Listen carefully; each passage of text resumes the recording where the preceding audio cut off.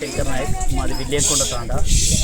So ఇక్కడ Rajendra Reddy sir, తర్వాత Suresh sir శాస్త్రవేత్తలు రావడం జరిగింది. శాస్త్రవేత్తలు వచ్చి ఊర్లో అవగాహన కల్పించడం జరిగింది. అంటే సేంద్రియ వ్యవసాయాన్ని ఎలా పండించాలి, సో ఎస్టీ ట్రైబల్కి సంబంధించిన వస్తువులు ఇస్తారు, ఆ గ్రామాలను కూడా దత్తత తీసుకొని ఏ విధంగా డెవలప్ చేయాలి, సో ముతక ధాన్యాలను ఏ విధంగా పండించాలి, జొన్నలు కానీ రాగులు కానీ, సో సేంద్రియ వ్యవసాయం ఏ విధంగా చేయాలని చెప్పడం జరిగింది. దానివల్ల అంటే డిమాండ్ సప్లై, సో డిమాండ్ ఉన్న పంటలు పండితేనే మనకు ఆదాయం అనేది పెరుగుతుంది, సో దిగుబడి అనేది పెరుగుతుంది, సో రైతు అనేది సంక్షేమంగా ఉంటాడు, రైతు అనేది సంతోషంగా ఉండడం అని చెప్పడం అనేది జరిగింది. సో దాంతోపాటు చాలా విలేజ్లను కూడా సందర్శిస్తున్నారు.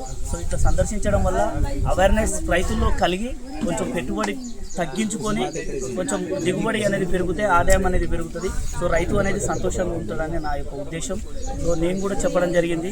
సో తాండాలులో సార్ వాళ్ళు ఇందాక చెప్పినట్టు పాడి పశువులను పెంచడం, సో దాని నుంచి వచ్చే పేడ నుంచి ఏ విధంగా మనము ఎరువులను తక్కువగా చేసుకొని ఆ పేడ నుంచి సేంద్రియ వ్యవసాయం ఏ విధంగా చేయాలనేది అవగాహన కూడా కల్పించడం జరిగింది. సో ముతక ధాన్యాలను దాని నుంచి వచ్చే పోషకాలు ఎక్కువ ఉంటాయి, సో మనిషి బతకడానికి ఎక్కువ సంవత్సరాలు బతకడానికి స్కోప్ ఉంటుందని చెప్పడం జరిగింది. సార్ వాళ్ళకు చాలా ధన్యవాదాలు. ఎందుకంటే ఇట్లాంటి అవేర్నెస్ రైతుల్లో కల్పిస్తే సో పెట్టుబడి పెరుగుతుందని, పెట్టుబడి తగ్గించి ఆదాయం పెరుగుతుంది అని చెప్పేసి ఉద్దేశం. సో ముఖ్య ఉద్దేశం సార్ వాళ్ళు ఇంకా దాంతోపాటు ఒక లింకప్ లేని విషయాలను కూడా రైతులు భూములను అమ్ముకుంటే ఫ్యూచర్లో భూమి దొరకదు, భూమి అనేది రైతులకు చాలా ఇంపార్టెంట్. సో రోగాల బారిన పడకుండా సేంద్రియ వ్యవసాయం చేసుకోమని చెప్పడం జరిగింది. థ్యాంక్ యూ, ధన్యవాదాలు.